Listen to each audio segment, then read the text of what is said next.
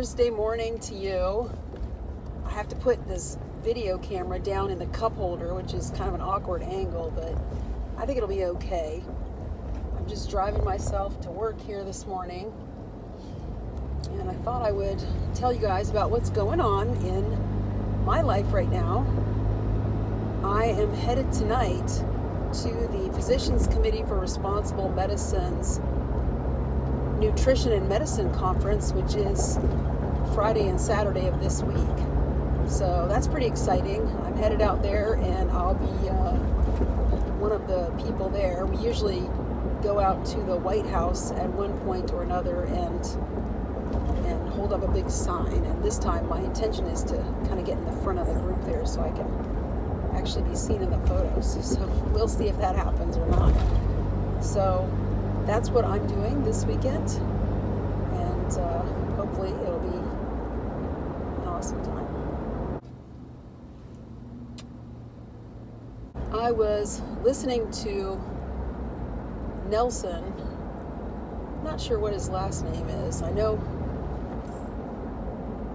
his name is Nelson, and he's doing a documentary on nuts, but several YouTube videos on nuts, and how Dr. Fuhrman and Dr. Gregor have erroneously used data that isn't quite right to say that eating nuts will actually help you with your heart disease rather than hurt you. Whereas Dr. Caldwell, Esselstyn, and Dr. John McDougall and Nathan Pritkin all advised to avoid nuts when they were talking about their low-fat diet. Now, the low-fat diet that Dr. Caldwell Esselstyn and Dr. John McDougall and Dr. Dean Ornish and Nathan Pritkin recommend is a low-fat diet that is without nuts. They don't recommend that you eat any nuts or seeds. Now, Dr. Michael Gregor and Dr. Joel Fuhrman have said that adding nuts and seeds is not only a good idea, but an important idea to have your best kind of health. So Nelson, in his argument, is saying that all of the scientific evidence from randomized controlled clinical trials, which are the only thing that should matter, show that that's not a good idea, adding nuts and seeds to your diet. So for that reason, we shouldn't do that.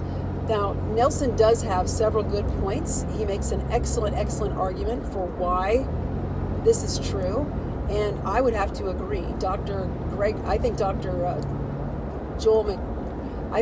Michael Gregor and Dr. Joel Fuhrman have it wrong here. But Nelson is doing something that I do think is inappropriate, in that he starts to actually take several digs at and make fun of the way that Dr. Michael Gregor presents his videos. He says that he is delivering his message in a sing-songy type speaking pattern, which isn't a normal part of speaking. And I think that's just a personal dig at Dr. Gregor's style, and it frankly does nothing for Nelson, and he should take that part out of the video because it's not helping anything. Sometimes when traditionally introverted people have to do public speaking of any kind, they adopt a certain kind of persona to help them through the process, and that is what Dr. Gregor is doing. Dr. Gregor is one of the most amazing individuals I have ever had the pleasure of being in the same room with. When you are in the room with him, you can feel his love and his commitment to what he is doing coming off the stage at you if you're at the event that he is at. You can't feel this when you are watching him through a video, but if you are actually in the same room, you can feel that he is genuinely interested in what happens to each and every person that is in that room, because he is that much of an amazing person. And to hear like a little dig like that against his personal character or a just something that he does. That's just it's not right. It's not something that the plant-based movement needs, and I think that a personal attack like that is unfounded and completely unnecessary, and it shouldn't happen. There's enough bullies in the world right now without adding our own bullies right here in our own plant-based community. So I think that was a totally unnecessary thing to do, and I think Nelson should take that back. However, Nelson is right about the science. The science couldn't be clearer. Nuts and seeds are not proven to be necessary. You don't need them. And if you look around, most people are so overweight and unhealthy that adding nuts and seeds is just a way to keep them caught in the pleasure trap, which makes them eat more and more and more and more and just become more overweight and sick. And I agree that pork fat and animal fat and all kinds of things like that are going to make your problems much worse than nuts or seeds will. But if you're eating a healthy plant-based diet full of greens and whole grains and lots of vegetables and fruits, you don't have to eat the nuts or seeds. You don't have to. You don't even have to have beans if you don't want them. You don't have to. Those are things you can eat if you want to, but you certainly don't have to. And I think it's important to note that you don't have to eat them, because Dr. Gregor and Dr. Fuhrman both come at the argument saying that it is necessary. And this is their reasoning. They say, okay, Dr. John McDougall he says that all large populations of previously successful people don't worry about, their omega-3 and all this other stuff. They don't worry about that. So he says people don't need to do that. But Dr. Joel Fuhrman and Dr. Michael Gregor say that we aren't trying to copy an already basically healthy population's diet. We're trying to repair damage done by years of eating all of the wrong things. So in that case, I understand what they're saying. It's almost like if you have a plant from outside and it's been in a bad place for such a long time and in very nutrient poor soil, so you bring it in and add Miracle Grow to it. Obviously it's going to do a lot better than if you just give it water and sunshine. It's just the way it is. And I guess that's what they're saying is, we're all biological beings, and feeding us a diet of greens and fruits and vegetables and whole grains is quite enough to make most people extremely healthy. And I really don't believe that you need to worry about adding 4 Brazil nuts a month or anything like that. I mean, you certainly can if you want to. It's probably not going to hurt you if you don't have heart disease, and if you already have a normal BMI and a cholesterol under 150, normal blood pressure. All these things will guide you to tell you what is okay for you. So the important thing is you have to look at yourself as an individual. So looking at yourself as an individual, what is your blood pressure? It should be under 125/70. It should be under that number. So if your numbers are higher than that on a regular basis, you can't eat nuts and seeds. You're out. That's not a health food for you. You've still got some problems going on as far as your blood pressure is concerned. If your cholesterol is over 150 without medications, if your cholesterol, your total cholesterol is over 150, then you're still sick. You still can't have nuts and seeds, and nuts and seeds are going to do nothing except keep your cholesterol where it is. They're not going to help you. They're not going to help you. Nuts and seeds are not going to help you lower your cholesterol. Now, the studies say that they'll help you lower your cholesterol 2.8 points. And that's not going to help you. That's like going from 200 to 198. That's not going to be a clinically significant change in your cholesterol level. So if you can't eat nuts and seeds to lower your cholesterol. That's just not going to happen. That's not even a good idea to do that.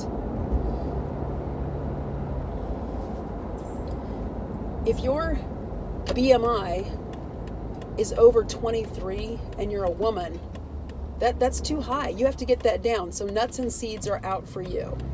If it's over 25 and you're a man, then it's time to check your waist to chest ratio.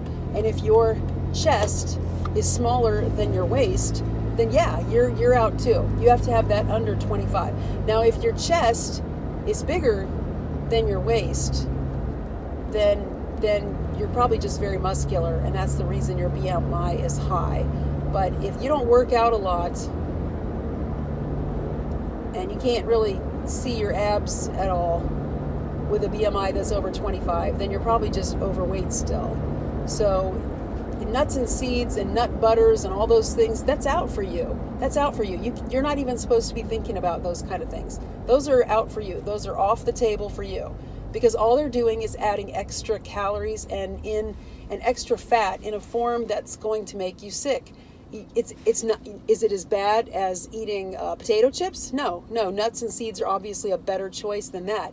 But let's do even better than that. Let's shoot for something even healthier, like potatoes. Potatoes, rice, corn, beans, sweet potatoes, peas, lentils, vegetables, fruits. All these things are what is the best thing to eat, especially if you still have all these parameters that are still not right. So you have to have a blood pressure under 125/70 without any medications. You have to have a heart rate under 70. Your resting heart rate should be under 70. If your resting heart rate is over 70, something's wrong. You still have some aerobic conditioning exercise to do, and you still have some fat to get out of your arteries that's already clogged up in there from when you used to eat the disgusting standard American diet. You're not ready to move on yet. You're not ready to start eating nuts and seeds and things like that. So get those things out of your diet and worry about getting the things you're supposed to eat in.